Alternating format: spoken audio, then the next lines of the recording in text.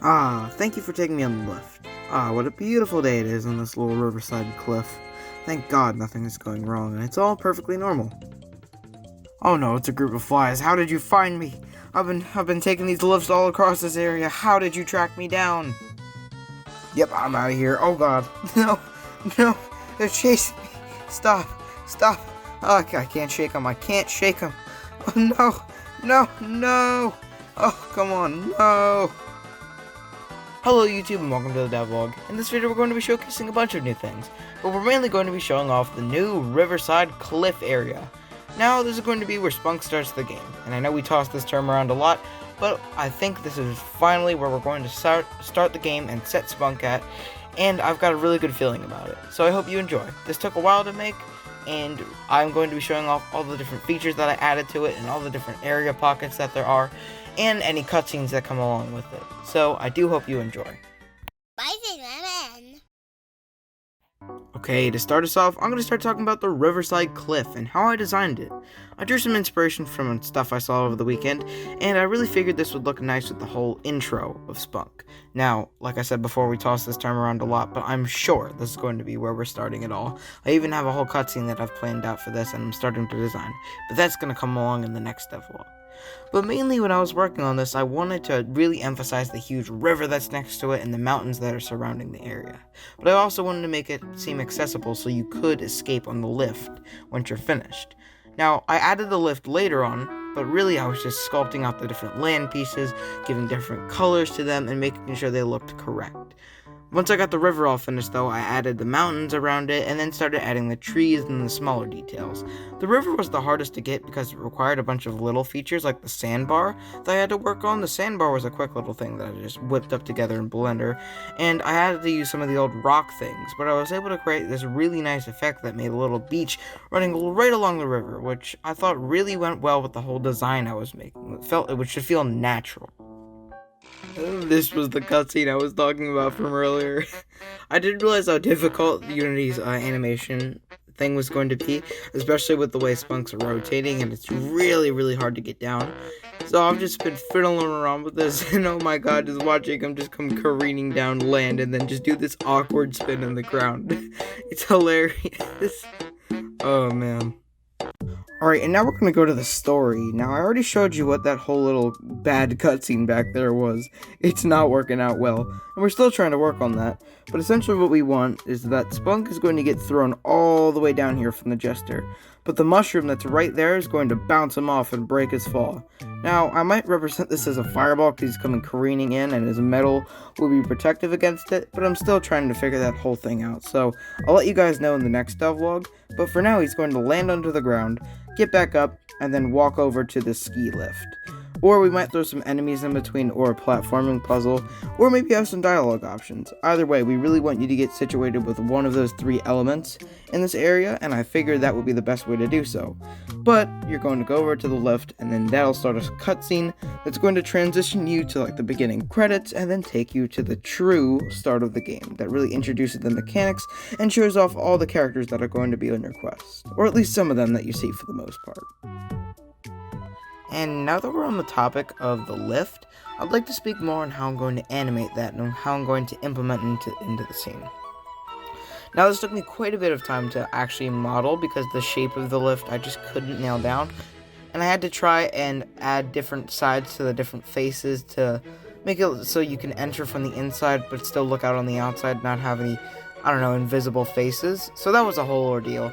But eventually when I got it in, I decided to add a little tower to the side, but you'll hear about that later, and a wire that I can put right through the top.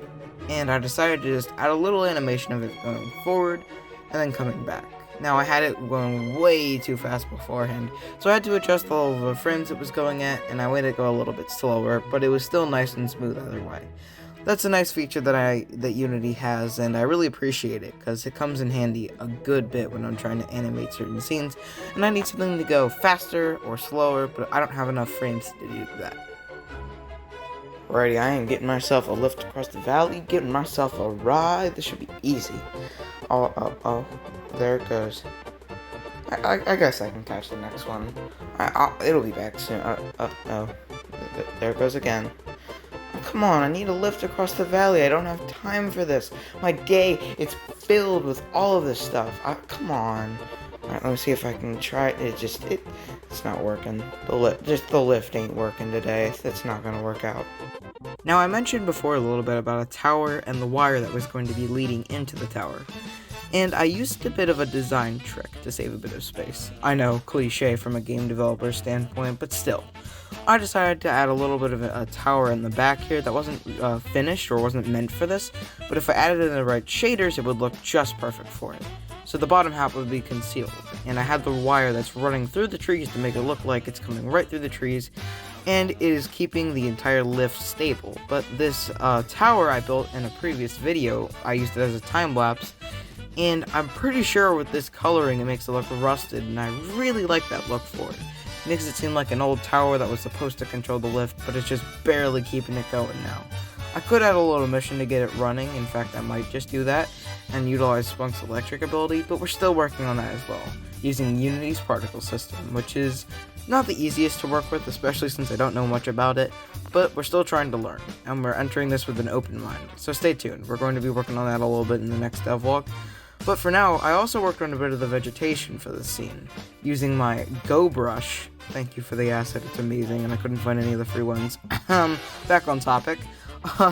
When I was adding the trees and adding the green and vegetation, it just makes it so much easier and feel so much more natural instead of duplicating it constantly, because I'm using the way my hand wants to put the trees out, and it makes it much more scattered and not just clumped up into certain bits.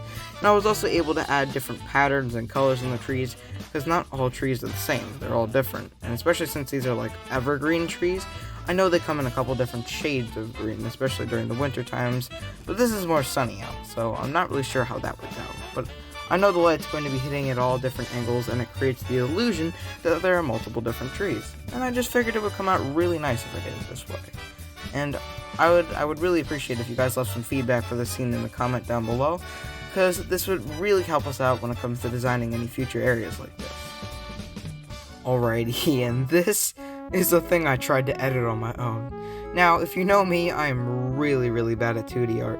I'm okay at 3D art, or at least I like to tell myself that, but still, this is just... I tried to make this the best I could, but it really looks like Spunk just loses his soul here. I might come up with some different ideas, but mainly I just went into MS Paint and just messed around with Spunk's design to try and make him look scared. Giving him these weird little eyebrow things. They're just... Looking back on it now, I really think I could have done a bit better, and I'm gonna try to get a different, actual, good thing from Spicy Lemon member number 1 here, because this is just not working out. Also, for the little cutscene that Spunk's going to bounce off the mushroom, that actually took a little bit to make as well. Trying to nail that mushroom design is really difficult, because a lot of different types of mushrooms out there will look to different things. Maybe some might think of power-ups. Man, I don't know what would make people think of mushrooms as power-ups. It's not like there's a huge company that's kind of made a character designed around that. That would be impossible. I mean, who even likes mushrooms? That was a joke for obvious legal reasons. Please don't sue me. Anyways, essentially, making this mushroom, I tried to make it blue because I thought it was bouncy, and I thought of blue being a nice mellow color to fit with the whole scene, though it could be others. I'm going to change it, maybe, if I don't like the look of it, but for now, it's blending in quite well with the whole scene. It's not meant to be the eye catcher here. And that's just about gonna do it for the video. Thank you guys for watching. If you really enjoyed the content, why don't you subscribe? Although, assuming you made it this far in the video, I'm gonna assume you do. But even if not, please leave some descriptive criticism in the comments down below. Not just you suck, or just this isn't good. Give us a reason why. Although it's funny if you just say that stuff, because it's just not helpful to us. But if you could be very helpful to us, that'll help us improve the channel, and maybe make some content that you actually enjoy. And it's a win-win for both of us. We get views, we make videos for you guys, and you can enjoy some content on the YouTube platform. So it's a win-win. Either way, thank you guys for watching the video. Leave some positive feedback down below if you like the video as well, so don't forget that. But either way, thank you guys for watching, and don't forget that you are amazing.